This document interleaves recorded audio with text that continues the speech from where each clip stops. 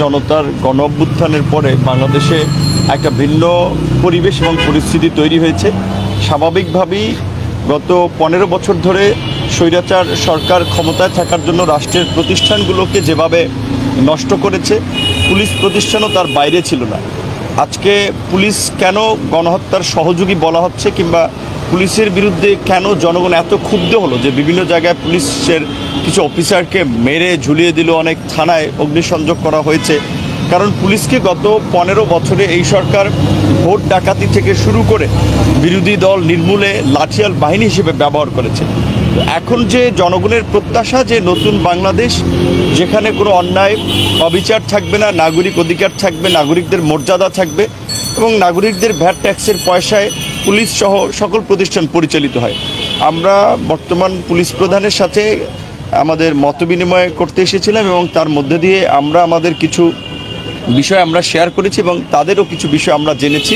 কারণ আমাদের উদ্বেগের জায়গাটা ছিল যে এখন পর্যন্ত পুলিশি ব্যবস্থা কিন্তু তৃণমূল পর্যায় পর্যন্ত সক্রিয় হচ্ছে না। পুলিশের যে পেট্রোলিং বলেন, এখন তৃণমূল পর্যায় পর্যন্ত আইন শৃঙ্খলা পরিস্থিতি নিয়ে কাজ করে পুলিশ। কোথাও যদি একটা দুর্ঘটনা ঘটে, সেটা চুরি, মারামারি কিংবা কোনো ধরনের অপ্রীতিকর ঘটনা, সেখানে মানুষ প্রথম কিন্তু থানায় কিংবা পুলিশের দ্বারস্থ হয়।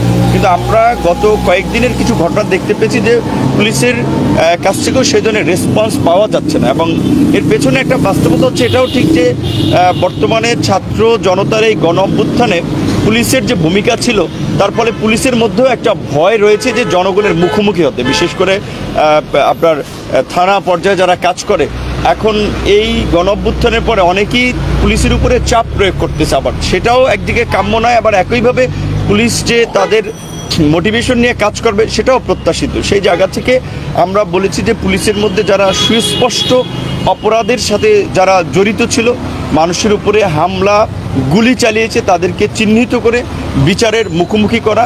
ইতিমধ্যেই সম্ভবত 105 জন পুলিশ অফিসার আপনার যারা সার্ভিসে আছেন মামলার আসামি হয়েছেন। আমরা মনে করি যে সেই সংখ্যাটা যদি আরও বাড়ে সেটাও অবাক হওয়ার কোনো কারণ নেই। কারণ যারা একেবারেই নিয়ম নীতির তোয়াক্কা না করে এই ধরনের অপকর্ম করেছেন, ঘুষ, দুর্নীতি, বিভিন্ন মানুষের উপরে জুলুম এবং সর্বশেষ এই ছাত্র জনতার আন্দোলনে গণহত্যা চালিয়েছেন, তাদের তো বিচারের মুখোমুখি হতেই হবে। এবং পুলিশের একটা সংস্কার দরকার। বিশেষ করে অনেকদিন ধরে পুলিশের মধ্যে আলোচনা হচ্ছে আপনার থানা পর্যায়ে সেবার মান উন্নয়নের জন্য আপনার থানা পর্যায়ে একজন বিসিএস পুলিশ অফিসারকে আপনার এএসপিকে পদায়ন করা, যেটা আপনার ধরেন ইউএনও কিংবা অন্যান্য থানার কর্মকর্তা তারা অনেকেই বিসিএস ক্যাডার থেকে যায়।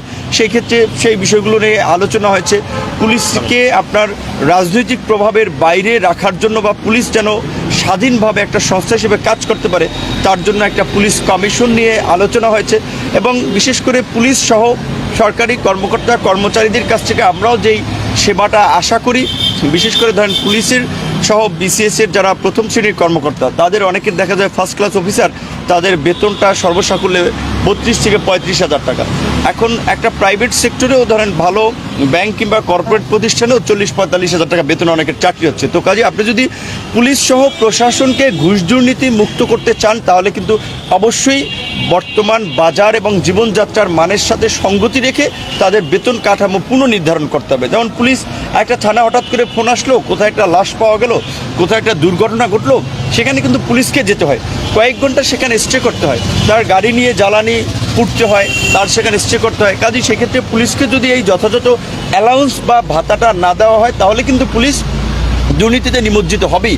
যেমন আপনারা আগে শুনেছেন যে এর আগে এয়ারপোর্ট থানায় পুলিশের বদলি হতে 2 কোটি টাকা লাগে, বিভিন্ন আপনার গুরুত্বপূর্ণ নগরীতে থানায় পদায়ন নিতে 1 কোটি 1.5 কোটি টাকা লাগে, এসপির আপনার বদলের ক্ষেত্রেও টাকা লাগে। তো এই বর্তমান পুলিশ প্রধান সহ তারা ঊর্ধ্বতন কর্তৃপক্ষ তারা পরিষ্কারভাবেই বলেছে, এখন বর্তমান পরিস্থিতিতে যাদের যোগ্যতা, দক্ষতা, পেশাদারিত্ব রয়েছে, তাদেরকেই তারা বিভিন্ন থানা, জেলা এবং বিভিন্ন দায়িত্বে তাদেরকে দায়িত্ব দিচ্ছে। সেক্ষেত্রে তারাও পুলিশকে নির্দেশনা দিচ্ছে, তাদের এই বদলিতে কিংবা পদোন্নতিতে যেমন কোনো নজরানা নেওয়া হয় নাই, তারাও যেন জনগণের কাছ থেকে কোনো নজরানা না নেয়। এবং এই বিষয়ে পুলিশ খুবই আপনার সতর্ক রয়েছে। এবং সাম্প্রতিক সময়ে যে মামলাগুলো হচ্ছে, সেখানে অনেক মামলায় দেখা গেছে যে যারা সংশ্লিষ্ট না তাদেরও নাম এসেছে বা তারা আসামি হয়েছে। এখন এটা পুলিশের জন্য যেমন বিব্রতকর, আমাদের জন্য এটা বিব্রতকর। কারণ শেখ হাসিনার আমলে আমরা গায়েবী মামলা, মিথ্যা মামলা দেখেছি। শাসন চাই, সুশাসন চাই। সেখানে যদি এই ধরনের গায়েবী মামলা, আজগুবি মামলা থাকে, তাহলে তো এটা আসলে মানুষকে